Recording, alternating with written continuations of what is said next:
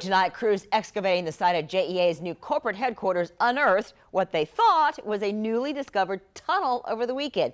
Aerial images showed a darkened entranceway at the center of the block bordered by Pearl, Adams, Julie, and Monroe streets. That's the site of the old George Washington Hotel. Well, a project manager told First Coast News they were all excited about this potential discovery. However, they found out it is merely the north end of a basement from a previous building. So what's the big deal about tunnels? Why would they get excited about that? Really fascinating history.